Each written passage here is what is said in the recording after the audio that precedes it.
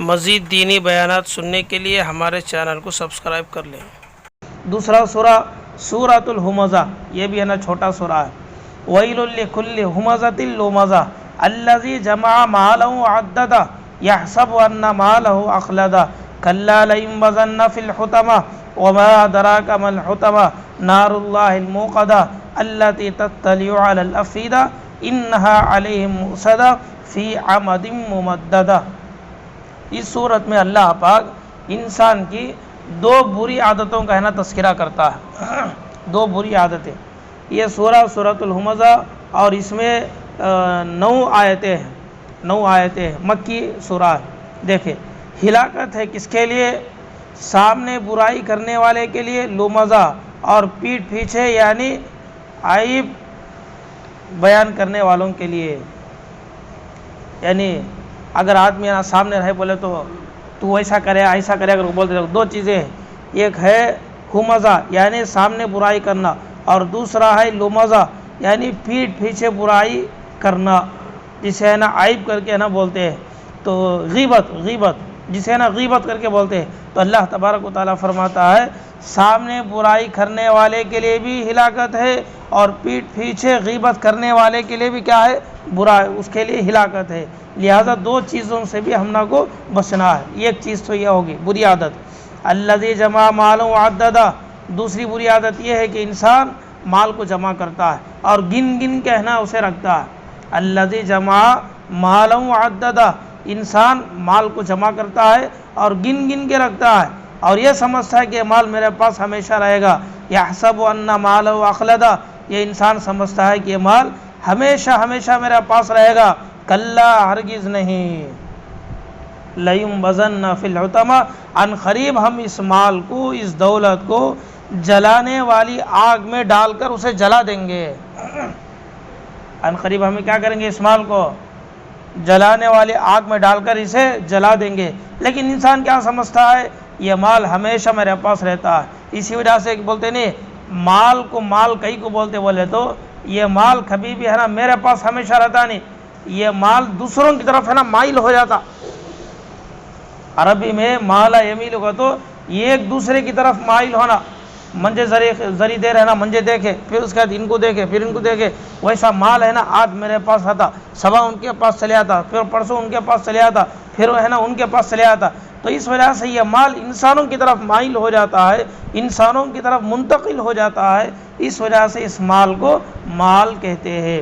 اب انسان مال جمع کر لیتا ہے اور کہتا ہے، گمان کرتا ہے کہ ہمیشہ میرے پاس رہے گا، لیکن اللہ کہتا ہے کلا، ہرگز نہیں، لینبذن فی الحطمہ، ہم اس مال کو جلانے والی آگ میں، توڑ پھوڑ کرنے والی آگ میں ڈال کر اسے جلا دیں گے۔ اللہ خود فرما رہا ہے وما ادراک ما الحطمہ، کیا تم کو معلوم کیا حطمہ کا؟ تو کیا پہلے بولے نہیں اللہ لینبذن فی الحطمہ، ہمیں اس مال کو حطمہ میں ڈالیں گے۔ پھر اس کے بعد پھر اللہ پوچھتا ہے حطمہ کا تو تم نے معلوم کیا کر کو؟ دیکھو حطمہ بولے تو کیا؟ نار اللہ الموقدہ، اللہ کی سلگائی ہوئی ایک آگ ہے، اللہ کی جلائی ہوئی ایک آگ ہے۔ یہ ایک آگ انسان کی ہے، ایک آگ ہے نا انسان کی، انسان جلایا بولے تو آدمی جل جاتا۔ اب اللہ کی سلگائی ہوئی آگ بولے تو اس میں کتنا پاور ہے نا، جیسے اس سے پہلے کہ صورت میں بولا تھا نا، دنیا کی آگ آخرت کی آگ میں سے 70واں حصہ ہے، اور اس آگ کو بھی اللہ نے 2 مرتبہ سمندر میں ڈبا کو اٹھایا ہے۔ اب 2 مرتبہ سمندر میں ڈبا کو اٹھانے کی وجہ سے آگ میں نا اتنی گرمی ختم ہوئی۔ سو اگر آخرت کی جو آگ ہے کہ وہ آگ اللہ دنیا میں بھیج ڈالتا، ذری آگ پوری دنیا کو ہے نا جلا کو رکھ ڈال دی، تو اس آگ کا 70واں حصہ، اور اس 70ویں حصے کو بھی اللہ 2 مرتبہ سمندر میں دھو کو پھر اس کے بعد دنیا والوں کو دیا، تو جس کی وجہ سے دنیا کی آگ دنیا والوں کو ختم کرنے کے واسطے کافی۔ آگ سے انسان جل جاتا، آگ سے ہمارا گھر جل جاتا، آگ سے ہے نا ہماری پراپرٹی جل جاتی۔ تو جب دنیا کی آگ میں اتنا پاور ہے بولے تو اب 60 پر 9 حصے میں کتنا پاور ہے نا، خالی ایک حصے میں اتنا پاور ہے اب دنیا کی آگ کے حساب سے۔ اگر آخرت کا جو 70 پر 9 یہ 60 پر 9 اس سے جو اور بھی باقی ہے اس آگ میں نا کتنی تپش رہنا، اس میں نا کتنی گرمی رہنا. تو اللہ فرماتا ہے نار اللہ الموقدہ، یہ اللہ کی سلگائی ہوئی آگ ہے. اللہ تطلع علی الافئدہ، فرمایا کہ آگ انسان کے دل کو ہے نا کھا لے گی، انسان کے دل کو ہے نا کھا لے گی. اب یہ انسان کے دل کو کھا لیتی، کیا مطلب کیا اس کا؟ آگ بولے تو ہوتا سوچنا پوری باڈی جل جاتی ہے، اللہ خاص طور سے دل کو کھا لے گی کر کئی کو بولیا، وہ اس وجہ سے بولیا دنیا کی آگ ہے نا انسان کو جلاتی، دل جلنے سے پہلے انسان مر جاتا. سمجھ میں آیا؟ دل جلنے سے پہلے کیا ہو جاتی؟ تکلیف کی وجہ سے اس کی روح ہے نا نکل جاتی، انسان ہے نا مر جاتا. اب کبھی بعض مرتبہ جو جلا لیتے دیکھو ان کے ہے نا پوری باڈی جلتی بھی نہیں، اندر کا ہے نا پورا حصہ ہونچ رہا تھا، لیکن باہر کی پوری باڈی کیا ہو جاتی؟ جل جاتی، انسان ہے نا مر جاتا. تو نتیجہ کیا ہوا؟ اندر کا حصہ جلیا نہیں، اندر کا ہے نا دل ہے نا ابھی جلیا نہیں. تو دنیا کی آگ میں کبھی ہے نا انسان کا دل جلتا ہے، کبھی انسان کا دل نہیں جلتا ہے. اللہ یہ فرمانا چاہتے ہیں دنیا کی آگ کا حساب یہ ہے، لیکن آخرت کی آگ ایسی نہیں ہوگی. آخرت کی آگ پوری باڈی کو بھی جلائے گی اور ساتھ ہی ساتھ دل کو بھی جلائے گی. دیکھو کیسا رہنا، اللہ ہے نا سب کی بھی حفاظت فرمائے. خالی ذرہ ہم نے کو جلیا تو کتنی پریشانی ہم نے کو ہوتی، کتنی تکلیف ہم نے کو ہوتی. گرم پلیٹ اٹھا کو رکھے تو ہم نے کو ہے نا ایک دن تک ہے نا وہ بھڑکا جاتا نہیں. اب ہے نا پوری آگ میں اللہ اسے ڈال دیے، کئی کو آخرت میں ہے نا موت نہیں ہے.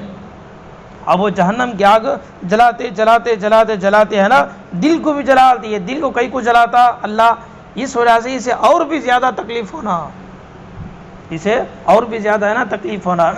تو اس وجہ سے اللہ تبارک و تعالیٰ نے فرمایا التی تطلع علی الافئدہ، خصوصاً اس آگ کی خصوصیت یہ ہے یہ انسانوں کے دلوں کو بھی جلا کر رکھ دے گی. یعنی جب تک انسان کا دل نہیں جلتا کہ اس وقت تک اسے موت نہیں آتی. دنیا میں ویسا نہیں ہو سکتا، اپوزٹ ہے نا ہو سکتا. التی تطلع علی الافئدہ انہا علیہم مؤصدہ فی عمد ممددہ. اور فرمایا کہ جہنم میں اللہ تبارک و تعالیٰ نے بڑے بڑے موٹے موٹے ستون ہے نا بنا کو رکھا ہے.